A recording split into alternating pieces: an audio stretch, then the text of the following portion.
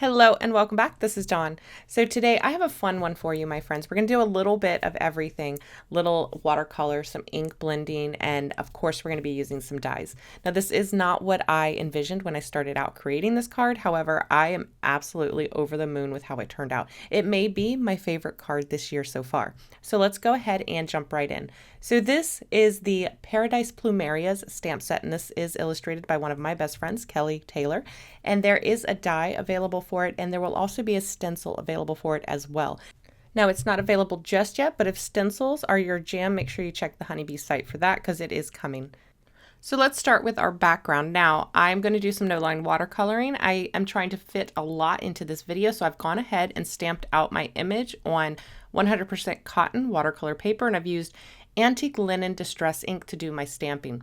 If you've been here a minute, you know that this is my preferred combo, and I just saved us some time by doing all of the stamping off camera. I took the largest image in that Paradise Plumeria stamp set, and I just created a border all the way around the edges of my panel here. Now I want to do the white plumeria that have this yellowy orange center. So I've started off by pre-wetting a couple of petals with just a little bit of clean water. And now I'm going to take that yellow and I'm going to drop it right in at the center of the plumeria. So the water's going to carry that pigment out towards the edge of the petal, but it's going to slowly go from a darker yellow out to just white at the edge of the petal. So this is going to allow me to get that very soft gradient of yellow out to white, radiating from the center out to the edge. So you can see here again, I'm just wetting a couple of petals with some clean water, and then I'm going to drop that yellow in again right at the center, and that water's going to carry that yellow towards the edge. Watercolor only moves where the paper is wet. So only wet the areas that you want that yellow to spread to. Now here with Plumeria, the petals kind of look like they're rolled over on the edges. So I'm making sure not to wet those rolled edges. Those are going to stay white. So when I lay that clean water down, I'm only wetting the interior of the petal, and I'm leaving those edges dry. Now I'm going to immediately come in with this pinkish orangish color while that wet paint is still wet, and I'm going to drop this in at the very, very center. So what this is going to allow is that orangey color to bleed into that yellow, and then the yellow is going to bleed out into a white. It's clear, but the white paper is going to serve as the white. Now notice that that yellow is not carrying all the way to the edge of the petal. This is because I'm paying attention to how much water I'm putting down. So when I wet the petal, I'm not putting a large puddle of water on the paper. I'm simply wetting the paper. So when I look at it from the side, I can see there is a sheen to it, but I can't actually see a puddle of water on top. I'm also controlling the amount of pigment that I'm dropping into that water. If I were to put a whole lot of pigment, a big heavy load of pigment into this water, it would go much further. But because I'm putting a lighter load of pigment into that water, it doesn't have as much pigment to spread out over the surface area of the water. The pigment will run out before it hits the edge of the water area. So this is what allows that beautiful smooth transition. I go from that bright orange all the way out to the white. And this is something that is definitely learned if you want to, learn more about your pigment loads, your water control, all of that good stuff. You can check out my watercolor playlist. I do a lot of no-line watercoloring if this is your first time here, if you just happened upon this video. I do a whole lot of no-line watercolor, and I have a whole playlist on the channel. Okay, with the yellow done for all the plumeria, I've let that completely dry, and now it's time to come in and add a little bit of shadow. We don't want to leave it just stark white because those, like I said, those flowers' edges look rolled. There is a lot of shadow in there. So I've mixed up a very, very light, kind of grayish blue here, and I am just going to add that to the edges of my petal. Now this is going to look too dark at first. That's just because we don't have the rest of the image painted yet, plus watercolor dries back lighter than it goes on. So anything that's wet looks darker. Once it dries, it looks lighter. It's the same principle with watercolor. It always dries back a little bit lighter. So I'm going to come in and add this little bit of shadow into the interior of the petals, and then where those edges look rolled, and then sometimes between two petals, where two petals overlap, I'll just add a touch of that. I don't want to go overboard with this. I still want my flowers to read as white with the yellow centers, but I also want to give them some depth and some interest. Now, if this part kind of scares you the first time you do it, you can totally leave them white. It'll still look pretty, but once you get a little bit of confidence or a little bit of practice under your belt, I highly suggest that you try this step because it really does add a lot of depth and a lot of interest to your paintings. And you'll see here when we get towards the end, it may look funny now, but once we get those leaves in and we get everything else painted, it's going to look so good. And you can already start to see the difference here between the ones that I have added the shadow to and the ones that I haven't. That bluish gray plays beautifully with those oranges because blue and orange are opposite colors on the color wheel. So they play beautifully together. They bounce off of each other, and I absolutely love this color combo, you guys. So originally I was going to have just this painted frame of flowers and add my sentiment in the center, but that's not what we ended up doing, and we'll get there, I promise. But first we need to go ahead and do these leaves. And honestly, this is where the magic happens. You can see here, I've already done 2 of the leaves, and you can see how these flowers are already really starting to pop against those green leaves. This is always my favorite part when I start to add in the leaves to the background. I have a habit of starting with my flowers. I always start with my focal point. Unless I'm doing a landscape, then I might start with the background. However, when I'm doing florals, I usually start with my focal flowers and then I add in my leaves. So it's always this magical moment when the green gets in there. It really just brings the flowers to life. And it can be a blob. You add leaves to it and it looks like a flower. I've said it before. I still stand by it. It really doesn't matter. Adding leaves to a blob of color always makes it look like a flower. It just does. Okay, so similarly to the way that I did the flower petals, I'm wetting the leaf and then I am just dropping in a couple different shades of green. You'll notice that I have more of a yellowy green, then I dropped in a little bit more of a brownish green and even a little bit of a lemony green. So I'm just dropping those in different areas and encouraging those to mingle with each other. This is going to create different hues, different tones of that green within the leaf, because you would see different tones and different shades in a leaf, okay? Because whether the sun is shining on it, whether it's in shadow, even if it's a blue-based leaf, if the sun is shining on it, it's going to have some warmth to it. So it always just makes it more interesting if you use a couple of different shades. You can either paint different leaves, different colors, just slightly change up the shade a little bit so it's not super jarring. So it's not like you have a lime green leaf and a blue green leaf. You can just kind of tint them a little warmer or a little cooler and kind of bounce around the painting, or you can do what I'm doing here, which is to add different shades of green within each leaf. So a leaf, as it ages, the color changes, so there is absolutely nothing wrong with that. And again, it's just one way to add more interest to your painting. So just like before, I'm going to continue doing the same step to each of the leaf elements here in the painting, working my way around. And then once that's dry, I can come in and add some details to the leaves. Now, off camera, I did add a little bit of detail. The plumeria leaves look like they are kind of cupped a little bit, so they come up at a V. So I did make one side of each of the leaf a little bit darker. This is going to give that appearance that they are folded a little bit. And now I can come in and kind of pull out some of the veining in those plumeria leaves. Now there's 2 ways you can do this. You can just paint the veins on, or you can paint the areas between the veins, which is what I prefer to do most of the time, depending on the leaf. Some leaves actually, the vein is raised. Some of them it is depressed. So you just want to look at, I would say look at the flower that you want to paint. If you care about being real, if you care about being photorealistic, then look up the type of leaf that you're painting. Otherwise, do whatever you want to do. That's what I say. That's what I do. I do whatever I want to do. So sometimes I do both. Sometimes I do both in the same painting. It's up to you. It's your art, and that's what I always want to stress. Do what feels and looks right to you.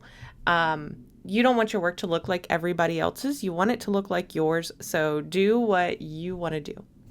Okay, so I stamped this in Distress ink, antique linen, but I'm using 100% cotton paper here, which means that it's made from cotton and it does stain.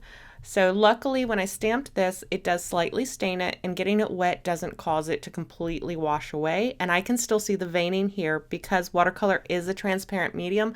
I can still see those veins underneath that first layer of paint. So here I can come in and I can just add a little bit of darker green between each line. So by doing that, I am able to make it look like there is a little bit of shadow between each of the veins, and like the veins are raised. And I absolutely love this set. Kelly did such a good job illustrating it. In fact, I love everything from Honeybee Stamps' new release. So this video is part of the Honeybee Stamps Sunkissed Summer Release video hop. So if you're just starting here, make sure that you check my description box. The design team is super talented and there's a lot of inspiration. Plus, the Honeybee Stamps main channel is giving away two $50 gift cards to 2 lucky commenters along the hop. So if you hop along and leave a comment on each video, you'll automatically be entered to win one of 2 $50 gift cards. Now the winners will be drawn on June 14th. So if you're watching after June 14th, 2024, sorry, it's no longer open, but you do still get some great information and you get to see some wonderful inspiration for those sets. Okay, so now that this background is done, it is time to move on to the rest of the card. And I was originally going to leave this as is and use the postcard die that Honeybee just released and add a sentiment to the center. However, I changed my mind. I really wanted to use this camper van die. So that's what we're going to do. And this is the new beach bound die. You've got all of the pieces to build this little van, and then you have some little surfboards to either put on top, or you have a full surfboard to kind of lean up against the little van here. And I absolutely adore this. So I'm going to cut it all from white, and then we're going to do some ink blending. Now you could cut this from colored cardstock and then just put it all together. However, since we have that watercolored background, I like the juxtaposition of using the die cuts with the watercolor background. However, I didn't want too stark of a difference. And I felt like that heavy, solid colored cardstock it wouldn't look quite as good as the ink blended. So for the body of the van there, I've used Pink Fresh's Ocean Breeze. And then I added a little Misty Coast here to the white portions of the van. And you can see here when I lay it over that watercolor background, it looks beautiful together. The aqua looks wonderful with those oranges and yellows. And this looks like there's a lot of pieces, and there are a lot of pieces, but they're very easy to put together. So for the tires, I used a little bit of black soot. Now when I lay these over top, I noticed that if you don't get these lined up perfectly, you'll be able to see that blue that I've added to the body. So I do end up taking that black soot and just going over the tires on the main body here. You'll notice here I'm going to go ahead and glue these down. But then again, those edges, those little blue edges peeking out kind of bothered me. So I just wiped away the glue, grabbed my black soot, and I'm just going to color those tires black. This is going to soften that, and it'll blend in seamlessly when I lay those tires over top.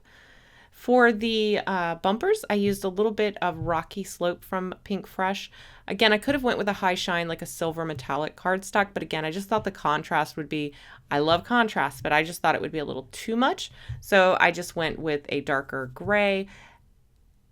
And then for our headlights and our windows, for the windows, I used a softer application of the Ocean Breeze. So it just gave me a really soft haze of blue for those windshield pieces. Again, a little black soot for the windshield wiper pieces. And these ones, they're quite small, but they are worth it, you guys. They look so cute. Is it just me, or when this is all put together, does it look like it has a little face? Have you guys ever seen those groups for things with faces where you can find faces and things? I swear. This little guy looks like he's smiling at us and his eyes are closed. These just remind me of little eyelashes. Maybe it's from Disney Cars. So every time I see a car from the front, I always see a face.